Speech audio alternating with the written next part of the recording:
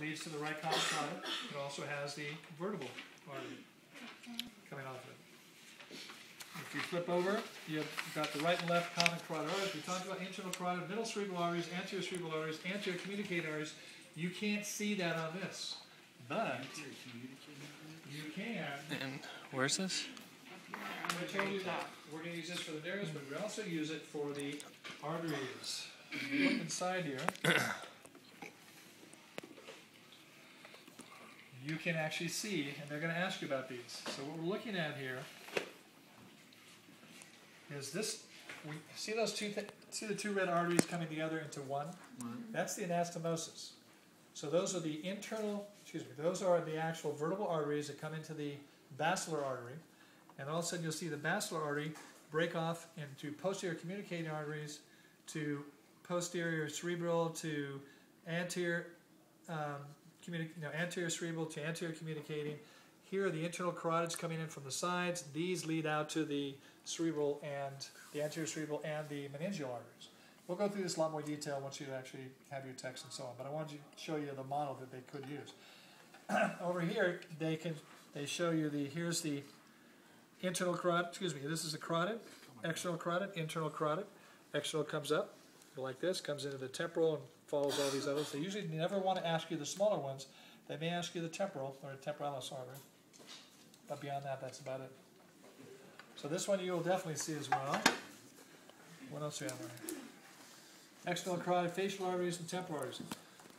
Okay, if they're going to ask you facial and temporal, which ones do you think are facial?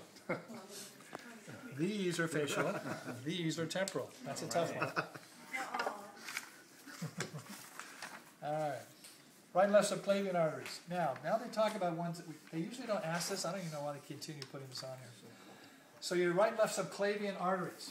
So we have the subclavians underneath the clavicles over here. And off of them, you're going to see certain structures, especially on this side. One is the thyrocervical trunk.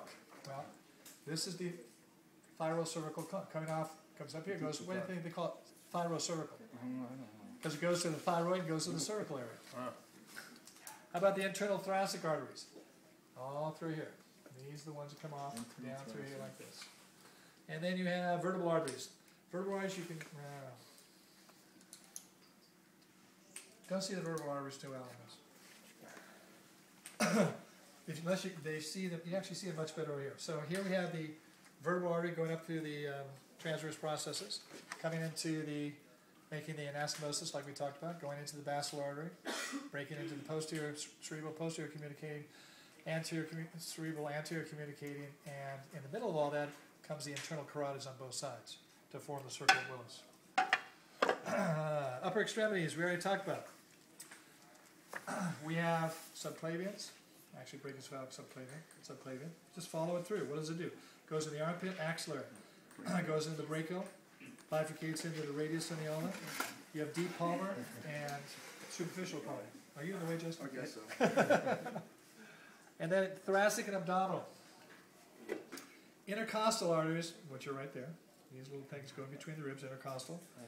Lumbar arteries, they usually never ask you about this, so you can't really see it, but you have to realize that there are lumbar arteries, meaning that anything in the lumbar region is going to be a lumbar artery. Inferior phrenic artery. Well, what does a phrenic feed? Should feed something around the diaphragm. Can't really see it too well here, so they're not going to show you on this, but your textbook actually shows you where it is. The celiac trunk is one that comes off right below the liver right there and feeds significant vascular structures in the abdominal pelvic area. You'll see the common hepatic artery. We'll study that in a little more detail, and so on. Look at all the rest of them all the way down. You've got the colic, you have the renal, the gonadal, you've got all sorts of them. These are going to be very hard to see on this model, but they're not hard to see on the larger torso mannequin, which you'll have to spend some time looking at. We'll go through them. Pelvic cavity, same thing. Common iliacs. Here are your common iliacs. Here's your internal and external iliac. And you go right down through it. Where you go to the femoral, the popliteal. You have the anterior, posterior, and fibular structure, and then the dorsalis pedis on the foot. The vein structures are really easy. They've cut this down so much. I mean, the veins used to be huge. think we've covered almost every one of these except for, we talked about azygos and hemiazygos. The azygos veins are over here. It's kind of hard to see. Again, when you hear the word zygos, whether they're hemiazygos or they're zygos, they're all secondary pathways of blood coming back to the heart. They come right off of this right here. It's kind of hard to see, but here's the superior vena cava, right there. Comes right into superior vena cava, but it's draining something totally different.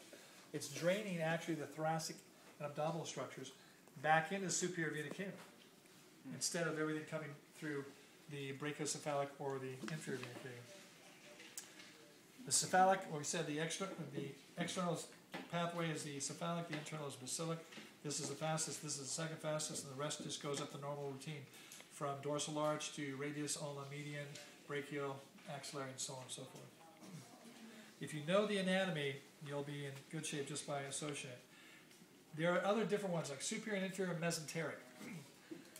Those are, Tyler, could you grab the colon and the small intestine out of one of those without it imploding on you? That's ought to be interesting. Now, as he's opening that up,